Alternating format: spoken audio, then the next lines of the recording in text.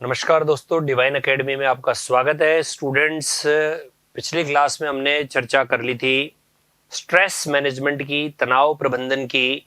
और आज जो टॉपिक की हम चर्चा करने वाले हैं स्टूडेंट्स, बहुत ही ज्यादा इंपॉर्टेंट, और नाम है इसका टाइम मैनेजमेंट। टाइम मैनेजमेंट, समय प्रबंधन नया टॉपिक है। आरएस मेंस में नया जोड़ा गया है। स्ट्रेस, टाइम, कॉन्फ्लिक्ट्स, संघर्ष प्रबंधन। तो उसी में हमारे टॉपिक का नाम है टाइम मैनेजमेंट। तो स्टूडेंट्स, टाइम मैनेजमेंट वर्तमान समय में मैनेजमेंट का एक बहुत ही ताजा तरीन ज्वलंत मुद्दा है। समय प्रबंधन, जैसा कि नाम से ही पता चल रहा है, समय प्रबंधन, समय का प्रबंधन, टाइम का प्रबंधन, समय का मैनेजमेंट।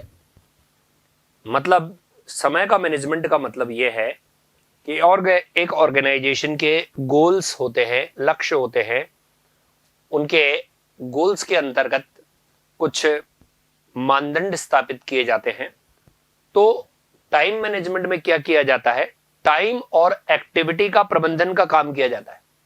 टाइम का और एक्टिविटी का, समय और क्रिया के मैनेजमेंट का काम किया जाता है। यानी टाइम मैनेजमेंट में क्रिया और समय के बीच में तालमेल बैठाने का प्रयास किया जाता है, ताकि संस्था अपने उद्देश्यों को निश्चित समय सीमा के भीतर पूरा कर सके।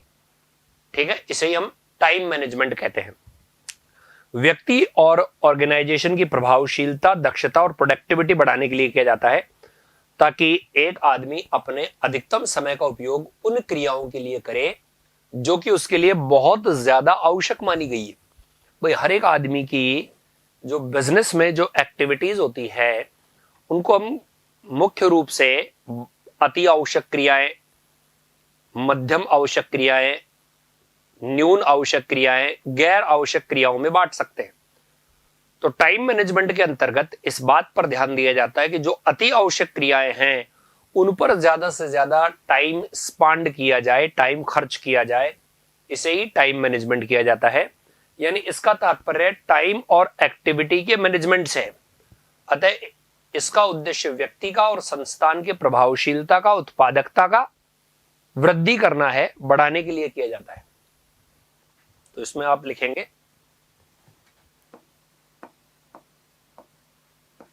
समय प्रबंधन का तात्पर्य, समय प्रबंधन का तात्पर्य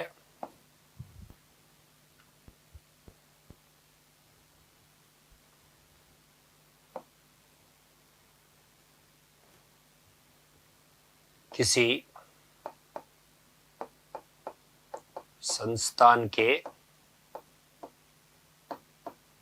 समय प्रबंधन का तात्पर्य किसी संस्थान के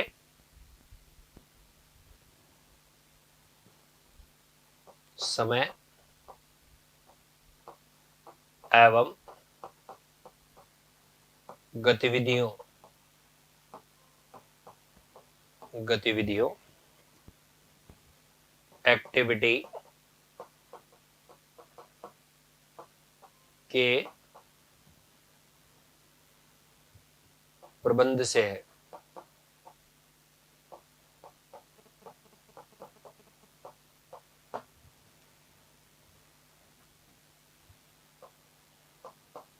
इसका उद्देश्य संस्था की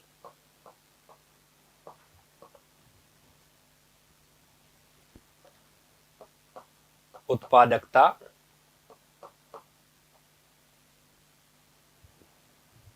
इसका उद्देश्य संस्था ऑब्लिक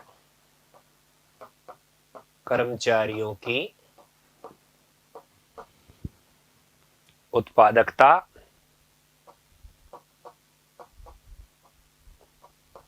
प्रोडक्टिविटी, दक्षता, एफिशिएंसी, प्रभावशीलता, इफेक्टिवनेस,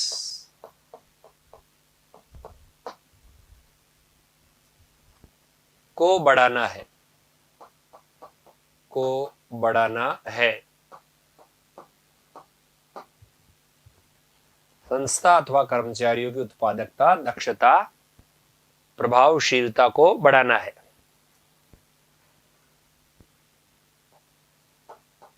इसके अंतर्गत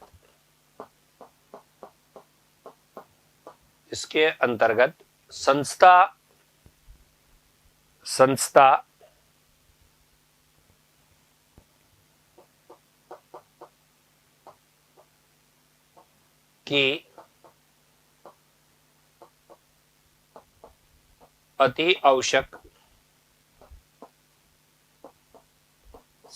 की अति आवश्यक क्रियाओं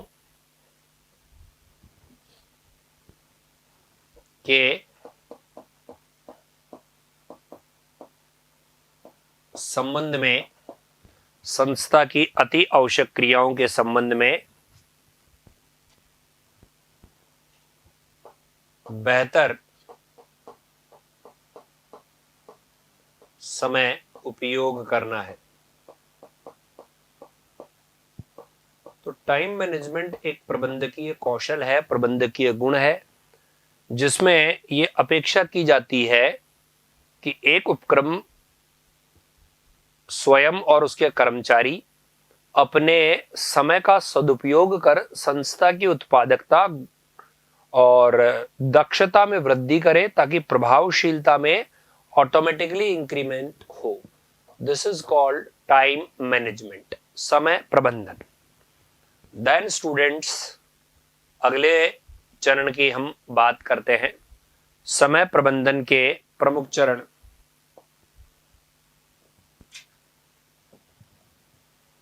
समय प्रबंधन के प्रमुख चरण, important stages of time management. समय प्रबंधन के प्रमुख चरण। सबसे पहले प्राथमिकताओं की स्थापना।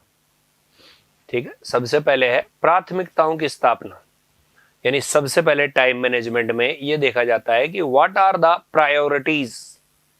प्राथमिकताओं की स्थापना। प्राथमिकताएं क्या है? जैसे मनुष्य जीवन की प्राथमिकता है सांस, ऑक्सीजन, फिर पानी, फिर भोजन। तो पहली आवश्यकता क्या है? सांस। क्योंकि सांस नहीं आई तो आप एक मिनट भी जीवित रहना आपका मुश्किल हो जाएगा, और 5 मिनट में तो कंफर्म डेथ हो जाएगी। तो प्राथमिक आवश्यकता क्या है? पानी। प्राथमिक आवश्यकता है सांस, उसके बाद है पानी, उसके बाद है भोजन, उसके बाद आएगी आगे की आवश्यकता है। तो वैसे एक व्यवसाय में जो विभिन्न काम होते हैं, उसमें सबसे पहला काम कौन सा है जिसके बिना व्यवसाय जीवित ही नहीं रह पाएगा? तो प्राथमिकताओं का निर्धारण करना पहला चरण है। इसके अलावा प्रभावशीलता के लिए अनुकूल वातावरण बनाना, इफेक्टिवनेस के लिए जो एनवायरनमेंट है उसकी स्थापना करना। तो प्राथमिकताओं का निर्धारण, प्रभावशीलता के लिए अनुकूल वातावरण का निर्माण करना, प्रत्येक काम के लागत लाभ की तुलना करना।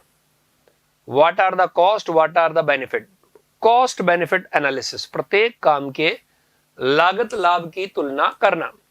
नेक्स्ट, गैर प्राथमिक कार्य, ऐसे कार्य जो आवश्यक नहीं है उनमें कमी लाना, उनके अंदर रिडक्शन लाना, और लक्ष्य के प्रति क्रियान्वयन करना, लक्ष्य को इनिशिएट करना, लक्ष्य प्राप्ति की ओर कार्य करना, क्रियान्वयन करना। तो ये समय प्रबंधन के प्रमुख चरण है। इनकी चर्चा हम 1 बाय 1 कर लेते हैं। तो सबसे पहला चरण है यहां पर प्राथमिकताओं का निर्धारण करना।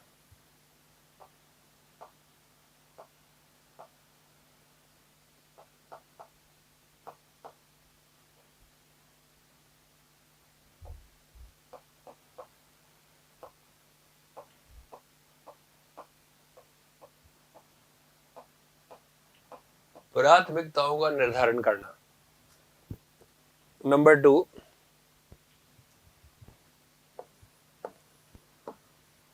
प्रभावशीलता के लिए अनुकूल वातावरण तैयार करना। प्रभावशीलता के लिए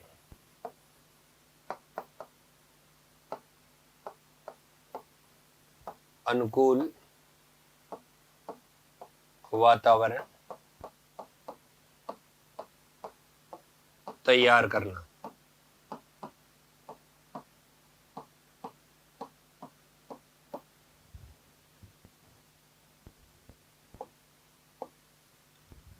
प्रत्येक कार्य के लागत लाभ की तुलना करना।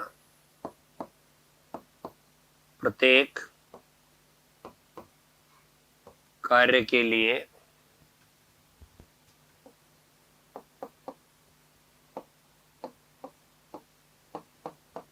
लागत लाभ की तुलना करना।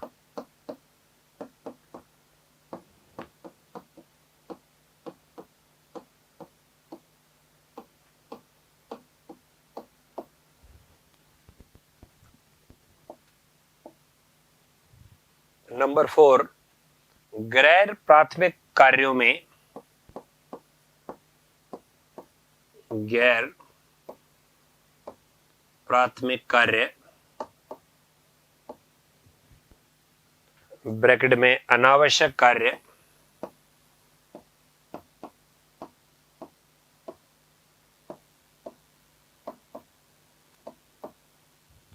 अनावश्यक कार्य में कमी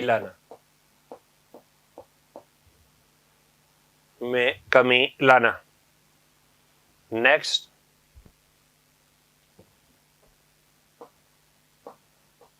लक्ष्यों का क्रियान्वयन करना, इनिशिएशन लेना, क्रियान्वयन करना। तो ये समय प्रबंधन के कुछ पॉइंट है। लक्ष्यों का क्रियान्वयन करना, प्राथमिकताओं का निर्धारण करना, प्रभावशीलता के लिए अनुकूल वातावरण तैयार करना, गैर प्राथमिक कार्यों में कमी लाना, लक्ष्यों का क्रियान्वयन करना। तो ये सारे के सारे हमने चर्चा की समय प्रबंधन के प्रमुख चरण।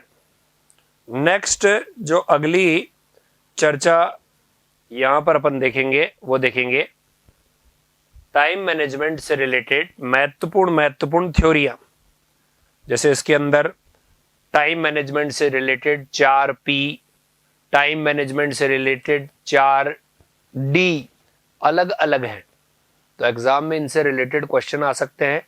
समय प्रबंधन से रिलेटेड 4P अवधारणा क्या है, समय प्रबंधन से रिलेटेड 4D अवधारणा क्या है और इनकी क्या क्या विशेषताएं हैं उनकी हम चर्चा करेंगे। तो स्टूडेंट, सबसे पहली चर्चा है टाइम मैनेजमेंट से रिलेटेड 4P अवधारणा। समय प्रबंधन से संबंधित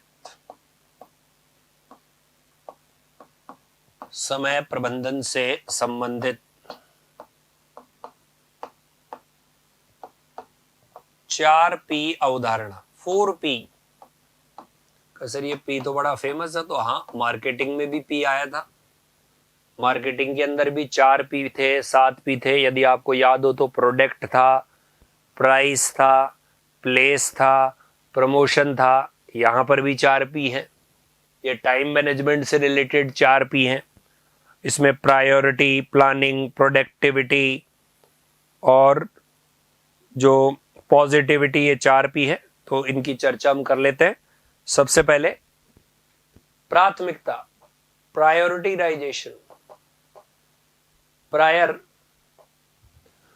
का मतलब होता है प्राथमिक, और प्रायोरिटीराइजेशन में प्राथमिकता होता है। प्राथमिकता, ये 4P के मैं नाम लिख रहा हूं। 15 शब्दों के लिए 4P के नाम ही पूछेगा। प्रायोरिटीराइजेशन, प्राथमिकता। Next, planning.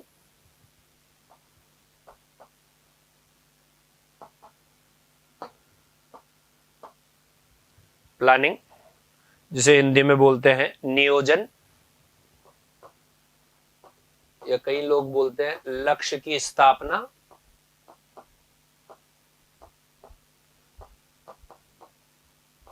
ठीक है, इंग्लिश में ही ये 4P रह पाएंगे, हिंदी में तो अलग अलग नाम आएंगे, तो आपको इंग्लिश में ही 4P लिखने पड़ेंगे। प्लानिंग, देन प्रोडक्टिविटी, उत्पादकता, देन पॉजिटिविटी।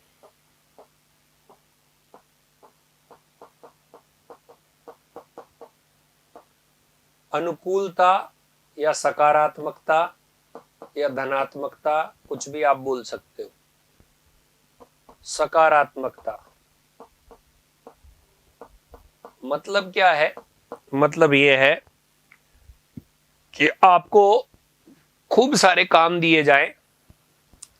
अब उस खूब सारे काम में आपके पास में दिन में 24 घंटे हैं, दिन रात में, या ऑफिस के अंदर देखा जाए तो 7 घंटे हैं। अब इस 7 घंटे में आपको भी मालूम है कि ये खूब सारे काम में सारे काम नहीं हो सकते, तो इन खूब सारे कामों में से आपको वो काम सेलेक्ट करने चाहिए जो आपके प्राथमिक कार्य हैं, यानी जिनके नहीं होने पर बहुत बड़ा प्रभाव आ जाएगा। बस इसी को हम क्या बोलते हैं? प्राथमिकता, प्रायोरिटीराइजेशन। यानी ऐसा करने से आप अपने आवंटित कार्यों का समय पूरा पूरा दे पाएंगे। प्रायोरिटीराइजेशन, देखिए हर एक आदमी के काम के वैल्यू होती है, और आप भी अपने काम की वैल्यू के आधार पर प्रायोरिटी दे। जैसे कोई आदमी ये बोलता है ना कि उससे अमुक काम नहीं हुआ, तो वो बिल्कुल गलत कथन बोलता है, बिल्कुल गलत सेंटेंस है।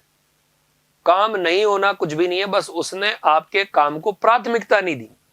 जिस काम को प्राथमिकता दी जाती है वो 100% होगा ही होगा, उसे दुनिया का कोई चैलेंज नहीं है।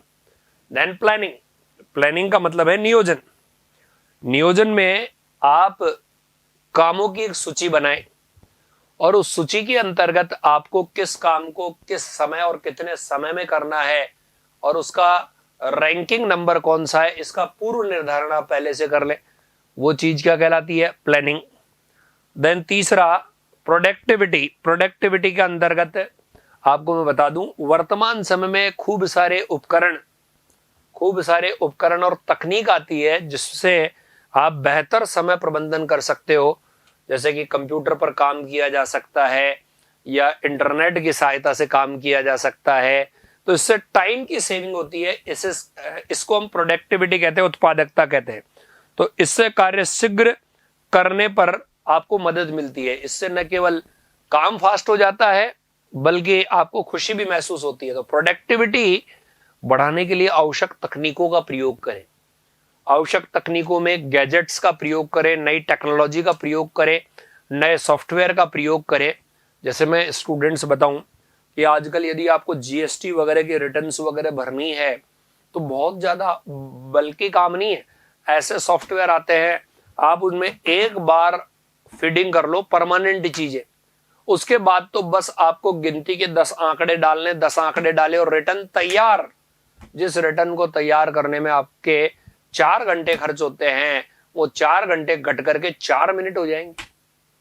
क्यों? क्योंकि सॉफ्टवेयर ने आपको ऐसी फैसिलिटी दी है कि आप बस कुछ गिनती के 10-12 डेटा डालो और पूरी रिटर्न भर के तैयार, up to date permanent information को वो ऑटोमेटिकली खींच लेता है, और आपको मेहनत करने की आवश्यकता नहीं होती। तो प्रोडक्टिविटी ये कहता है नए संसाधनों का, नई टेक्नोलॉजी का, नई तकनीकों का प्रयोग करो जिससे काम शीघ्रता से हो सके। देन पॉजिटिविटी, अनुकूलता। हमेशा पॉजिटिव रहो, सकारात्मक रहो, अनुकूल रहो, स्ट्रेस मत लो। तो ध्यान दीजिए, टाइम मैनेजमेंट को मैनेज करने की 4P अवधारणा में पहला क्या है? प्रायोरिटीराइजेशन। दूसरा क्या है? प्लानिंग। तीसरा क्या है? प्रोडक्टिविटी।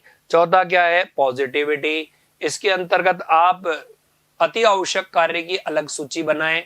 इसके अंतर्गत आप लक्ष्यों का निर्धारण करें।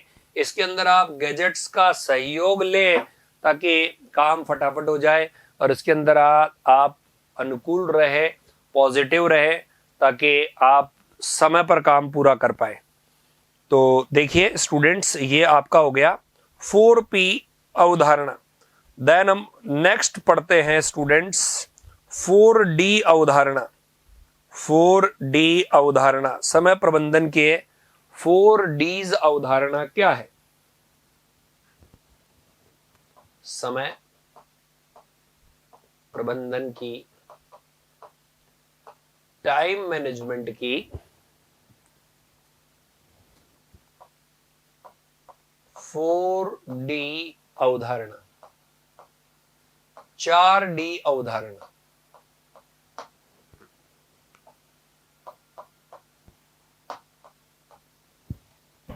समय प्रबंधन की 4D अवधारणा, तो इसमें भी 4 बार डी आएगा। 1 2 3 4। सर डी मतलब सबसे पहला डू, दूसरा क्या? डेफर। सर डू मतलब काम करो, डेफर मतलब काम को स्थगित कर दो। तीसरा क्या? डेलीगेट। डेलीगेट, सर डेलीगेट का मतलब आपकी जगह पर यदि वो आदमी, कोई दूसरा आदमी आपके काम को कर सकता है, कैलकुलेटिव प्रकृति का काम है, गणनात्मक प्रकृति का काम है, तो आप डेलीगेट कर दो। जैसे फॉर एग्जांपल मैं यदि नोट्स बनाता हूं, अब नोट्स बनाता हूं तो मैं खुद ही नोट्स बनवाऊं और मैं खुद ही टाइप करूं, तो नो डाउट आजकल ऐसे ऐसे गैजेट्स आते हैं जिसमें मैं टाइप कर सकता हूं, लेकिन इससे मेरा समय काफी खराब होगा, तो मैं अपने इस काम को क्या कर दूंगा? डेलीगेट। डेलीगेट का मतलब हस्तांतरित। और चौथा डी है ड्रॉप। ड्रॉप, ड्रॉप का मतलब क्या? काम ही छोड़ दो। तो 4D अवधारणा कौन कौन सी है? डू, डेफर, डेफर का मतलब होता है students delay, do, defer, delegate और ड्रॉप। ड्रॉप को हम डिलीट भी कहते हैं, काम ही छोड़ दो। तो यह समय प्रबंधन की 4D अवधारणा है। डू, काम करो, डेफर, काम डिले कर दो, थोड़ा लेट करने पर पोस्टपोन कर दो। तीसरा क्या? डेलीगेट, काम किसी अन्य व्यक्ति को हस्तांतरित कर दो। और ड्रॉप, ड्रॉप का मतलब है काम को ही टाल दो। ठीक है, अब इनके 1 बाय 1 अपन देखते हैं। सबसे पहले डू। डू, पहला डी है ये टाइम मैनेजमेंट का। इसका मतलब है काम को निपटाओ। जब काम अति आवश्यक प्रकृति का है और जिसके लिए बहुत ही कम समय की आवश्यकता है, कुछ मिनट कुछ सेकंड, तो आप उस काम को निपटा दो। जैसे कि ईमेल का आंसर देना, कोई ईमेल आया हुआ है तो आप जानते हो कि ये भी एक काम की लिस्ट में है और मुश्किल से आपको यस नो या कुछ संदेश टाइप करके भेजना है, तो इसमें देरी मत करो और इसको तुरंत कर दो। तो डू में है ऐसा काम जो तुरंत हो जाता हो, ऐसे काम जो अन्य कामों के लिए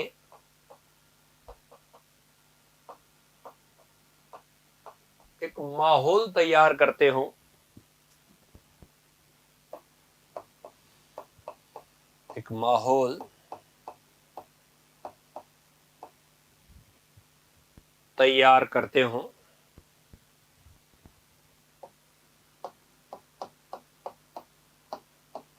और जल्दी से पूरे हो जाते हो,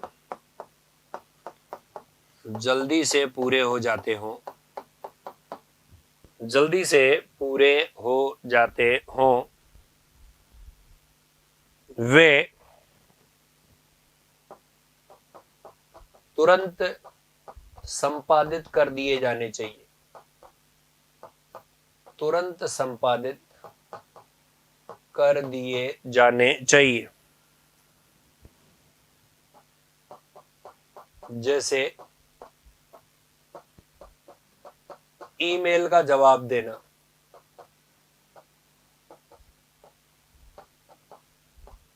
किसी रिपोर्ट का प्रिंट निकालना, किसी रिपोर्ट का प्रिंट निकालना, तो ये बहुत ही छोटे काम है और इससे काम का मोमेंटम बनता है, माहौल बनता है।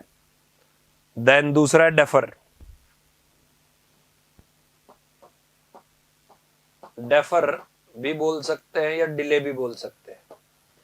डेफर और डिले के अंतर्गत ऐसे काम आते हैं, तो ऐसे काम जो लेट कर दिए जाते हैं, डेफर कर दिए जाते हैं, डिले कर दिए जाते हैं, इनको करने की तुरंत आवश्यकता नहीं, अतः आप कुछ समय के लिए इन पर पॉज का बटन लगा देते हो और इन्हें स्थगित कर देते हो।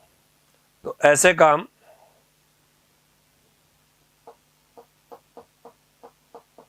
जो कुछ समय के लिए टाले जा सकते हैं, कुछ समय के लिए टाले जा सकते हैं।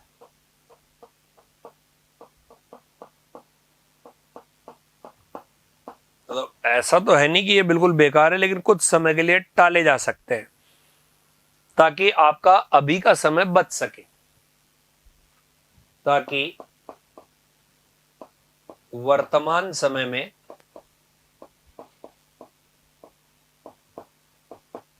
अन्य महत्वपूर्ण कार्य हो सके।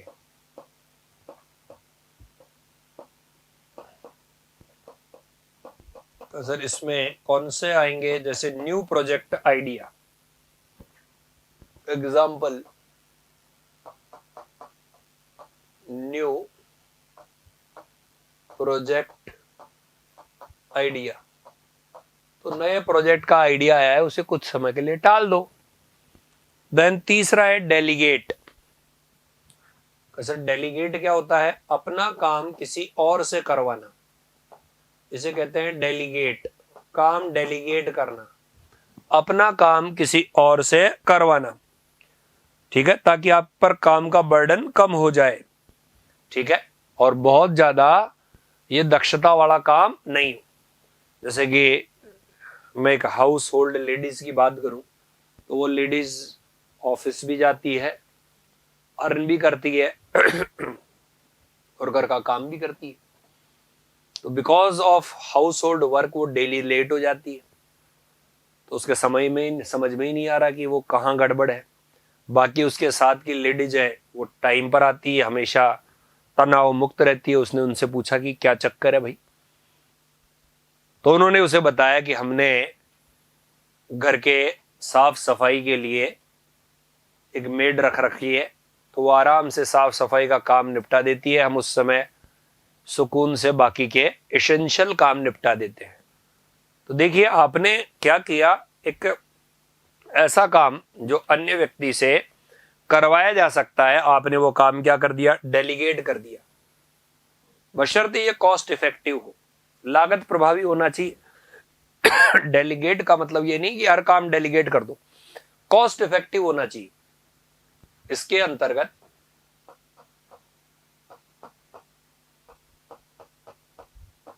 एक व्यक्ति द्वारा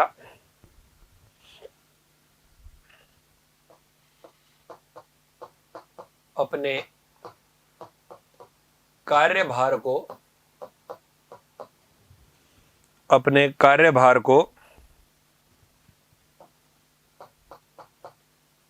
दूसरे व्यक्ति को सौंप दिया जाता है, अपने कार्यभार को दूसरे व्यक्ति को सौंप दिया जाता है।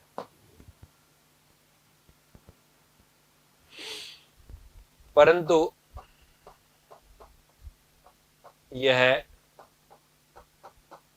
लागत प्रभावी होना चाहिए,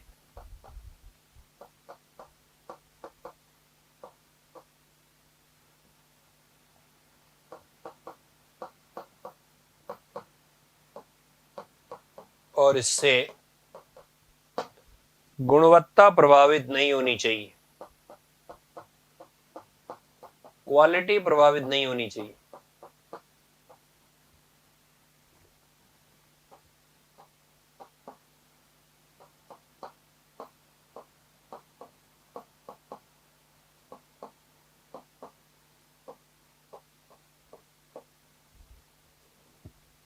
डेलीगेट। एग्जाम्पल, टाइपिंग का काम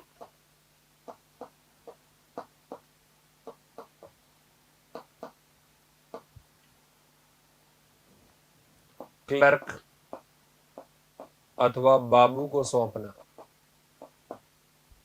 जो टाइपिंग का काम है वो भी यदि आप ही करोगे तो आपका काम छूटेगा ही छूटेगा। ये बाबू और क्लर्क को सौंप दिया, डेलीगेट। देन डू हो गया, डेफर हो गया, डेलीगेट हो गया, और अब चौथा है डिलीट। डिलीट के अंतर्गत आता है काम को पूरी तरह से छोड़ देना, काम को स्थायी रूप से हटा देना अपनी लिस्ट में से, डिलीट। इसके अंतर्गत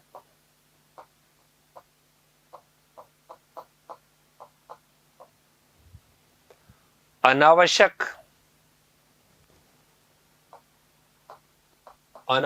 कार्य को सदैव के लिए सूची से हटा देना।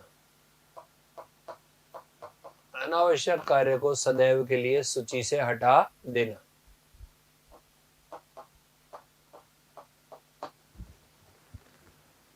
तो अनावश्यक काम को सूची से हटा देना, जैसे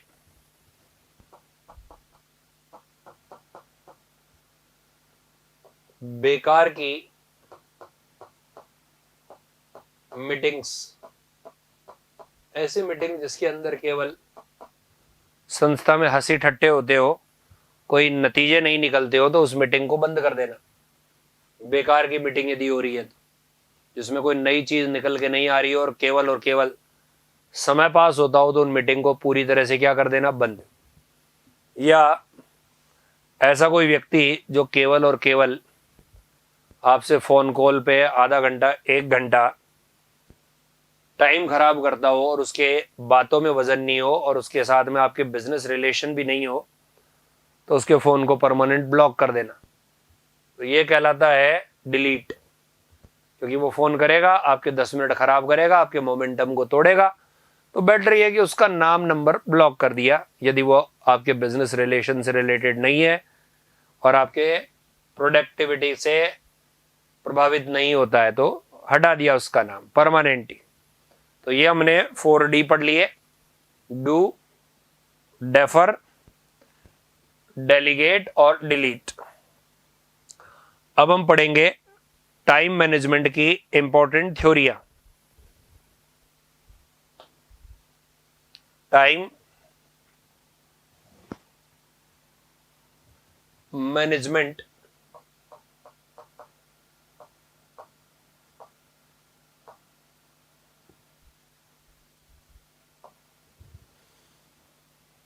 इंपॉर्टेंट थ्योरी।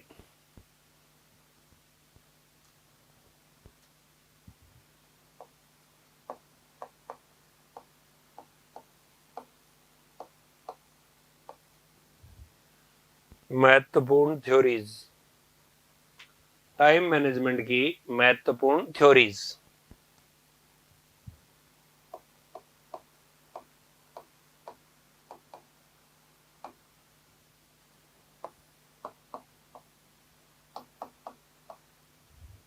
पहला है एबीसीडी एनालिसिस।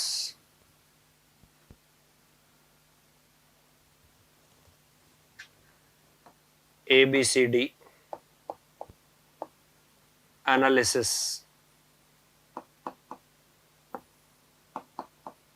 एबीसीडी एनालिसिस, तो इसके अनुसार एक व्यक्ति को अपनी बिजनेस एक्टिविटीज को इन 4 कैटेगरी में से एक कैटेगरी में डाल देना चाहिए। A category, B category, C category और डी कैटेगरी। ए कैटेगरी में ऐसे काम आने चाहिए जो महत्वपूर्ण हो, जरूरी हो, तत्काल किए जाने हो। महत्वपूर्ण हो, जरूरी हो, तत्काल किए जाने हो। बी कैटेगरी में ऐसे काम जो महत्वपूर्ण हो परंतु जरूरी नहीं हो। सी कैटेगरी में ऐसे काम जो महत्वहीन हो लेकिन जरूरी हो। डी कैटेगरी में ऐसे काम जो महत्वहीन हो और जरूरी भी नहीं हो। तो टोटल काम को 4 कैटेगरी में डिवाइड कर देना चाहिए, यही एबीसीडी एनालिसिस कहलाता है। तो इसके अंतर्गत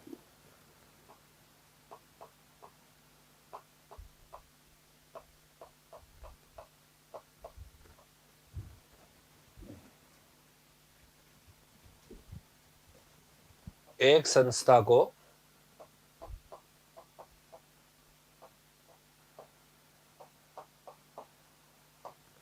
अपने कार्य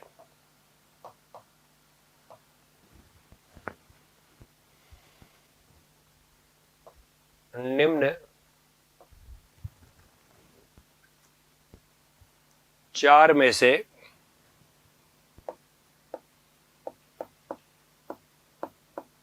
एक कैटेगरी में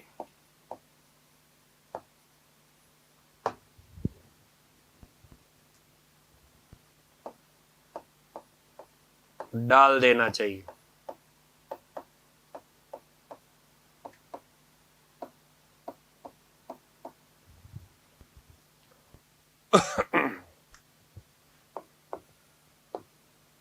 ए कैटेगरी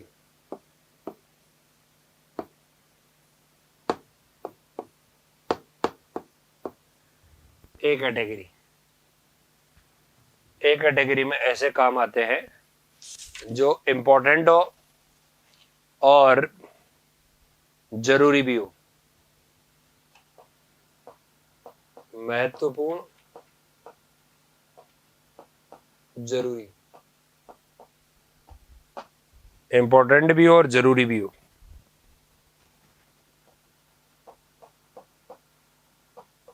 तत्काल किए जाने हो।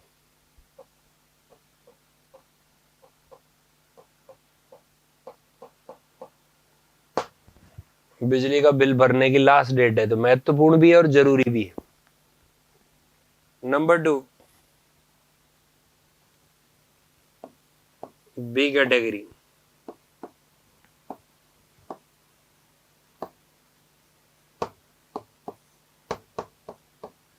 महत्वपूर्ण है परंतु जरूरी नहीं है।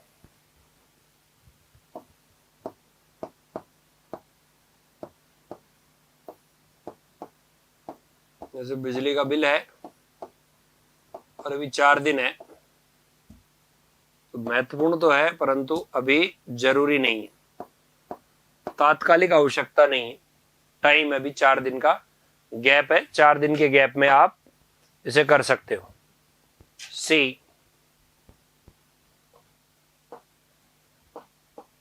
सी कैटेगरी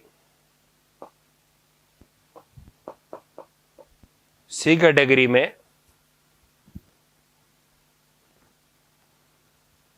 महत्वहीन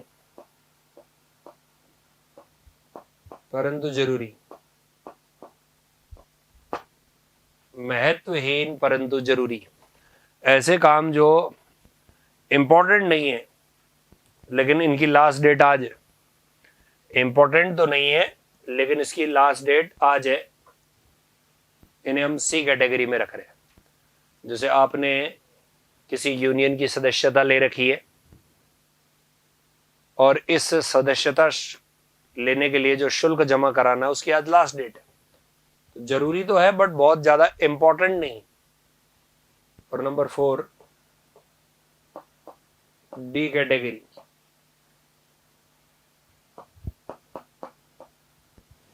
महत्वहीन और जरूरी नहीं, ऐसा काम जो इंपॉर्टेंट भी नहीं है और अभी इसको करने की जरूरत भी नहीं, इंपॉर्टेंट भी नहीं है और इसको तुरंत प्रभाव से करने की जरूरत भी नहीं है। तो ये एबीसीडी एनालिसिस हो गया। ए कैटेगरी का काम, बी कैटेगरी का काम, सी कैटेगरी का काम और डी कैटेगरी का काम। डी कैटेगरी के काम में ऐसा काम आता है जो इंपॉर्टेंट भी नहीं है और जरूरी भी नहीं है। तो ये हो गया एबीसीडी एनालिसिस, पहली थ्योरी, एग्जाम में आ सकता है, आपको पता होना चाहिए। नेक्स्ट जो अगला थ्योरी है उसका नाम है पोमोडोरो टेक्निक। पोमोड्रो टेक्निक क्या है इसकी हम चर्चा करेंगे, बहुत ही इंपॉर्टेंट है। पोमोड्रो टेक्निक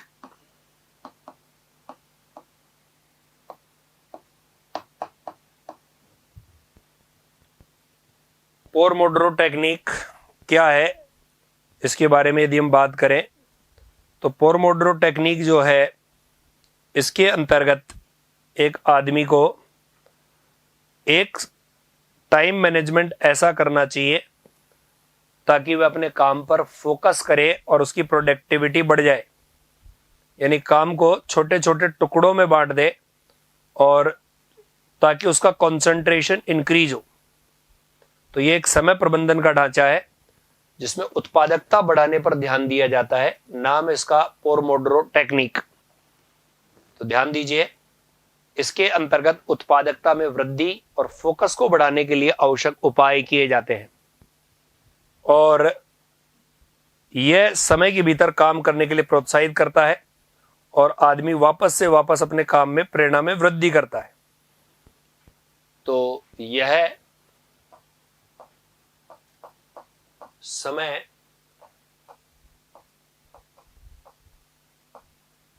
प्रबंधन का ढांचा है। यह समय प्रबंधन का ढांचा है जिसमें एक व्यक्ति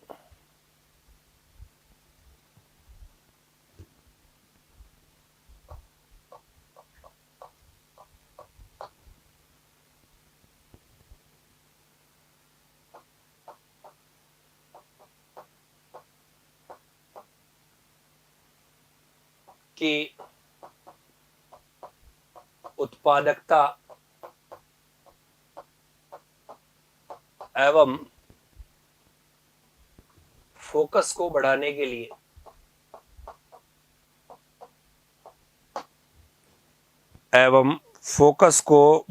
लिए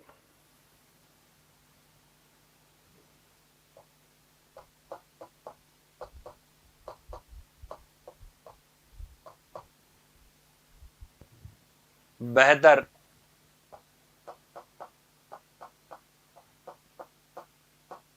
समय प्रबंधन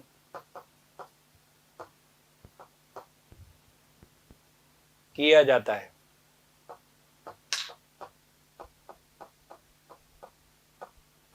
समय प्रबंधन किया जाता है। इसके अंतर्गत क्या किया जाता है कि हर 25 मिनट के बाद 5 मिनट का ब्रेक दिया जाता है। हर 25 मिनट के बाद 5 मिनट का ब्रेक दिया जाता है और ऐसे 4 चक्र पूरे होने के बाद 20 मिनट का गैप दिया जाता है। वापस से सुनिए, मैंने क्या बोला? हर 25 मिनट काम करने के बाद 5 मिनट का ब्रेक दिया जाता है और ऐसे 4 चक्र पूरे होने के बाद 20 मिनट का गैप दिया जाता है, जिससे आदमी और ज्यादा फोकस्ड होकर काम करे, क्योंकि लगातार एक ही काम करने से उसके कॉन्सेंट्रेट में धीरे धीरे कमी आने लगती है और जब काम उबाऊ प्रकृति का हो तो कहीं ना कहीं वो बोरियत महसूस करता है। तो इससे छुटकारा पाने के लिए पोमोड्रो टेक्निक ये कहती है कि आप 25-25 मिनट के टारगेट सेट करो, उस टारगेट के अंदर काम करो और फिर 5 मिनट का रिलैक्स लो। या रिलैक्स लेने का मतलब इलेक्ट्रॉनिक गैजेट देखना नहीं है कि बचे हुए 5 मिनट में आप मोबाइल उठाओ और उस पर कोई यूट्यूब वीडियो या रील देखना, व्हाट्सएप फेसबुक देखना प्रारंभ कर दो। इसमें आप केवल अपने मस्तिष्क को रेस्ट दो ताकि मस्तिष्क अगले 25 मिनट के लिए अपने आप को रिफ्रेश कर ले, तैयार कर ले और आपकी प्रोडक्टिविटी क्या हो जाए? इंक्रीज हो जाए। ठीक है, तो पोमोड्रो टेक्निक जो है वो बेहतर ध्यान के लिए बनाई गई टेक्निक है और अपने समय को पूर्ण करने के लिए और लगातार कार्य करते रहने के लिए प्रेरित करती है। यह तकनीक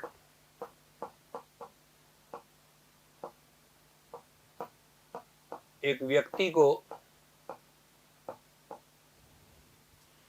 यह तकनीक एक व्यक्ति को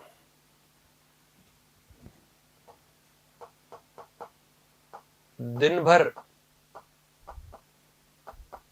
कार्य करने के लिए, एक व्यक्ति को दिन भर कार्य करने के लिए, अपना कार्य समय पर पूरा करने के लिए, अपना कार्य समय पर पूरा करने के लिए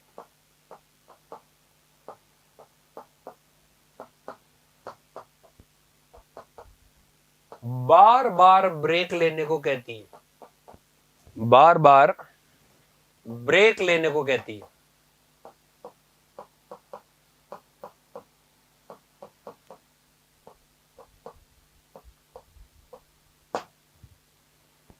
हर 25 मिनट के कार्य के बाद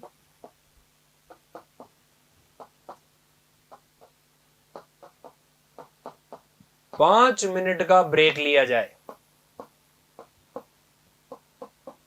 5 मिनट का ब्रेक लिया जाए। यानी 30 मिनट काम के दो टुकड़े कर दिए, 25 मिनट काम, 5 मिनट का ब्रेक लिया जाए।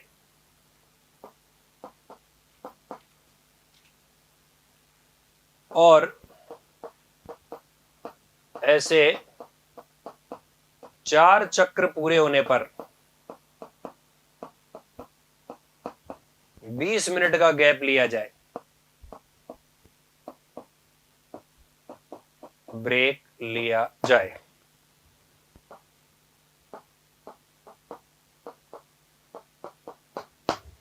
बीस मिनट का ब्रेक लिया जाए, यानी 2 घंटे के बाद 20 मिनट का ब्रेक हो। यह है पोमोडोरो टेक्निक।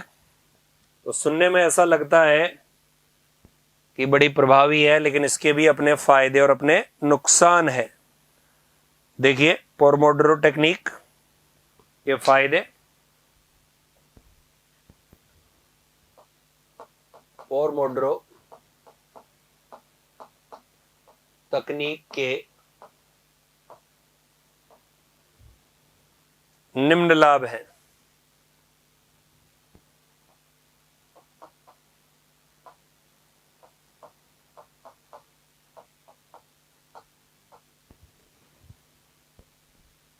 नंबर 1,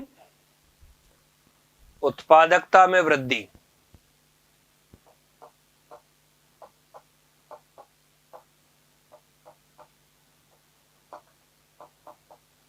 जो उत्पादकता है उसके अंदर नो डाउट वृद्धि देखने को मिलेगी। नेक्स्ट, बेहतर टाइम मैनेजमेंट।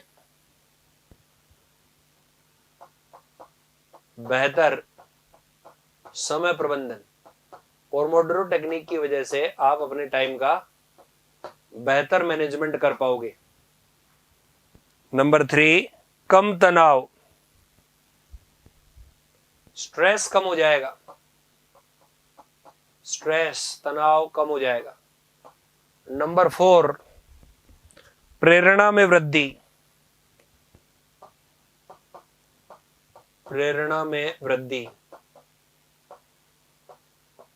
मोटिवेशन बढ़ेगा। नंबर 5, बेहतर ध्यान। आप ज्यादा कंसंट्रेट होकर काम कर पाओगे। तो आपके समझ में आएगा होगा कि पोमोडोरो टेक्निक में क्या होता है। ये टाइम मैनेजमेंट का एक ऐसा ढांचा है जो ये कहता है कि लगातार काम करते रहने के लिए, फोकस्ड होकर काम करते रहने के लिए, कंसंट्रेट होकर काम करते रहने के लिए, मोटिवेट होकर काम करते रहने के लिए बार बार ब्रेक लेना जरूरी है। और हर 25 मिनट में आप 5 मिनट का ब्रेक लो ताकि आप और ज्यादा केंद्रित होकर काम करो। लेकिन यहाँ ब्रेक लेने का मतलब मोबाइल देखने से नहीं है, टीवी देखने से नहीं है। आप रेस्ट करो, मेंटली आपको थकान से दूरी पाओ। तो यह है पोमोडोरो टेक्निक। नेक्स्ट, अगली टेक्निक हम पढ़ेंगे स्टूडेंट्स, इसका नाम है टाइम मैनेजमेंट की Pareto technique. Time management Pareto technique.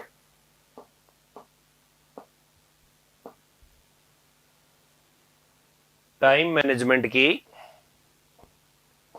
Pareto, PARETO technique. तो सर ये पैरेटो टेक्निक क्या है? तो कई ऑथर इसे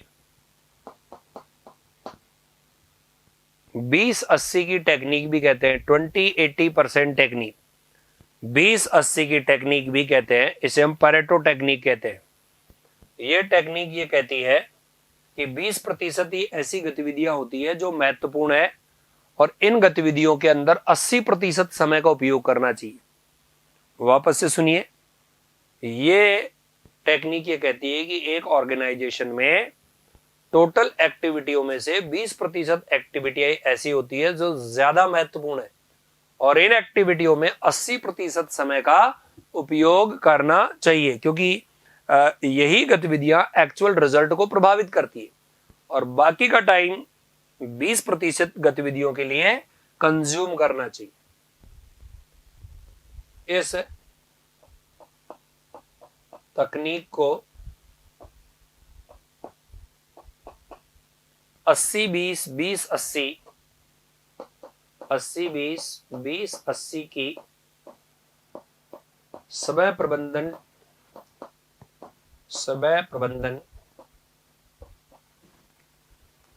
तकनीक भी कहा जाता है। तकनीक भी कहा जाता है।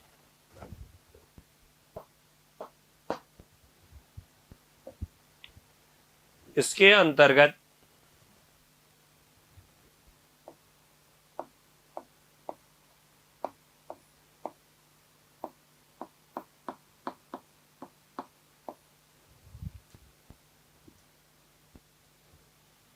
एक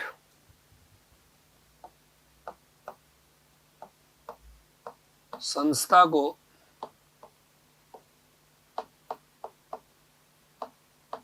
अपनी एक संस्था की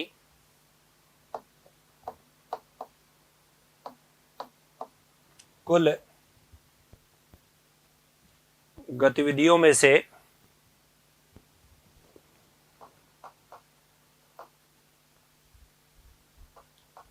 कुल गतिविधियों में से 20%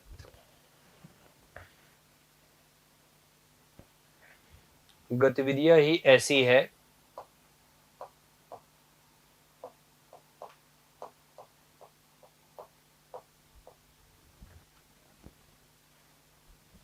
बीस प्रतिशत गतिविधियां ही ऐसी है जो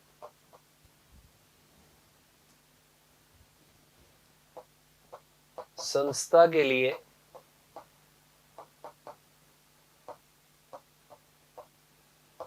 अत्यधिक महत्वपूर्ण है। संस्था के लिए अत्यधिक महत्वपूर्ण है।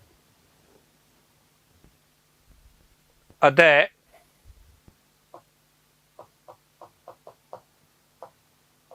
इन गतिविधियों में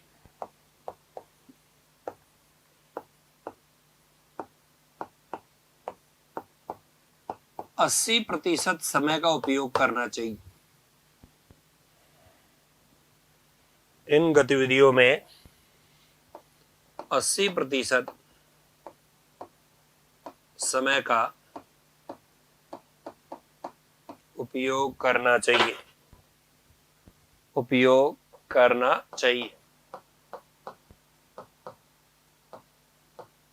और बाकी की गतिविधियों में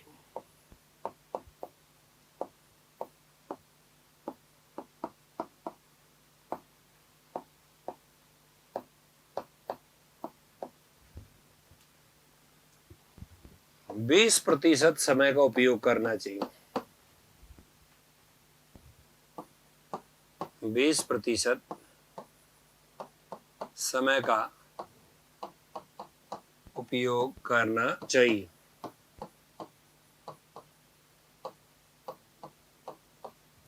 बाकी की गतिविधियों में 20% समय का उपयोग करना चाहिए। तो यह है परेटो टेक्निक टाइम मैनेजमेंट की। तो स्टूडेंट्स, आज का अपने टॉपिक का नाम था टाइम मैनेजमेंट, जिसे समय प्रबंधन कहते हैं। तो समय प्रबंधन का तात्पर्य टाइम और एक्टिविटी के मैनेजमेंट से है कि कौन सी एक्टिविटी में कितना टाइम दिया जाए, कौन सी आवश्यक एक्टिविटी में क्या किया जाए, क्या नहीं किया जाए, वगैरह वगैरह। इसका उद्देश्य संस्था और कर्मचारियों की दक्षता को बढ़ाना है, उत्पादकता को बढ़ाना है, प्रभावशीलता को बढ़ाना है और संस्था की अति आवश्यक क्रियाओं को प्रायोरिटी के साथ बेहतर मैनेजमेंट करना ही इसका ऑब्जेक्टिव है। देन हमने टाइम मैनेजमेंट के प्रमुख चरण बताए कि सबसे पहले आप अपनी प्राथमिकताओं का निर्धारण करो। प्रायोरिटीज क्या क्या है? हर एक संस्था की अपनी अपनी अलग अलग प्रायोरिटीज है, वैसे ही आप अपनी प्रायोरिटीज को, प्राथमिकताओं को डिसाइड करो। इसके लिए संस्था में अनुकूल वातावरण तैयार करो प्रभावशीलता के लिए। प्रत्येक जो भी काम करो उसमें कॉस्ट बेनिफिट एनालिसिस जरूर करो, लागत लाभ विश्लेषण जरूर करो। नंबर 4, गैर प्राथमिक कार्य जो हैं उनके अंदर आप कमी ला दो, अनावश्यक कार्यों में कमी ला दो। और नंबर 5, लक्ष्यों का क्रियान्वयन करो, इनिशिएशन करो लक्ष्यों का। तो यह है टाइम मैनेजमेंट के प्रमुख चरण। देन टाइम मैनेजमेंट से रिलेटेड 4 P's हैं, उनकी हमने चर्चा की।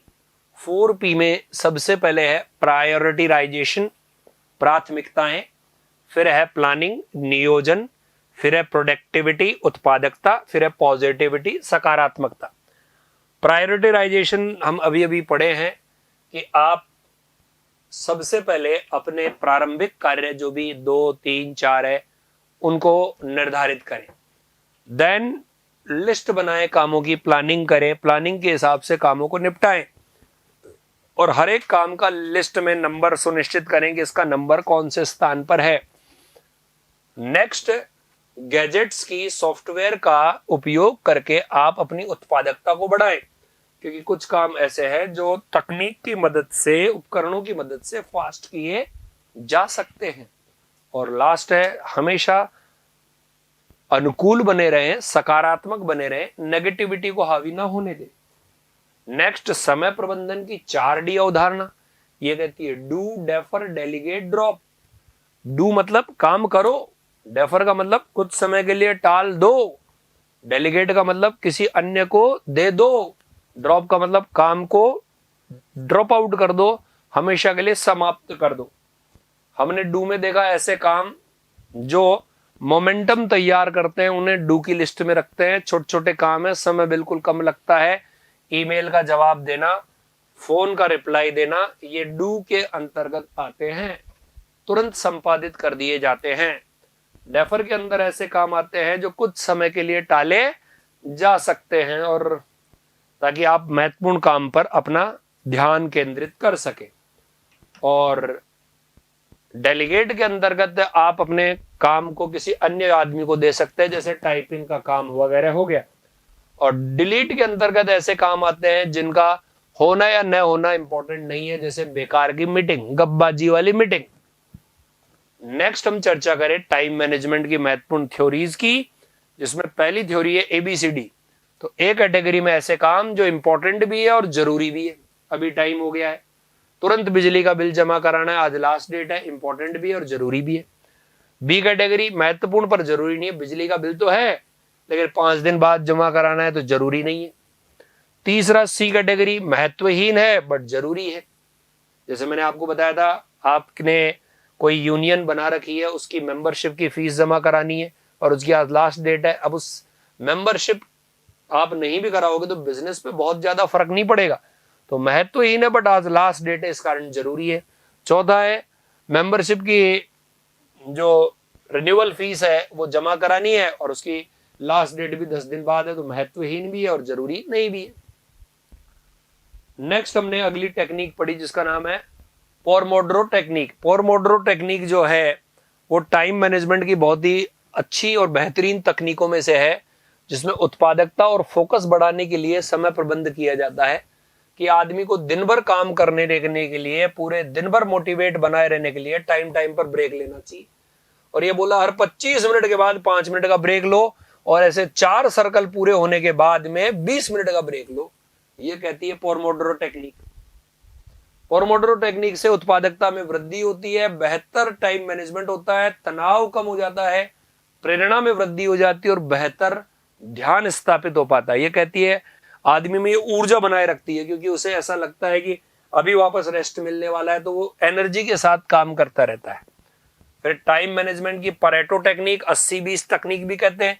ये कहता है कुल काम का 20% ही इंपॉर्टेंट होता है, जिसमें आप 80% टाइम लगा दो, और बाकी का जो 20% टाइम बचे उसमें बाकी के काम करो। ये है आपकी परेटो टेक्निक। तो स्टूडेंट्स, आज की क्लास में हमने टाइम मैनेजमेंट क्या है, टाइम मैनेजमेंट के चरण क्या क्या है, 4P अवधारणा क्या है टाइम मैनेजमेंट की, 4D अवधारणा क्या है टाइम मैनेजमेंट की, ABCD थ्योरी पढ़ ली, परेटो थ्योरी पढ़ ली, पोमोड्रो टेक्निक पढ़ ली। बाकी की थ्योरी पढ़ेंगे हम अगली क्लास में। Thank you very much.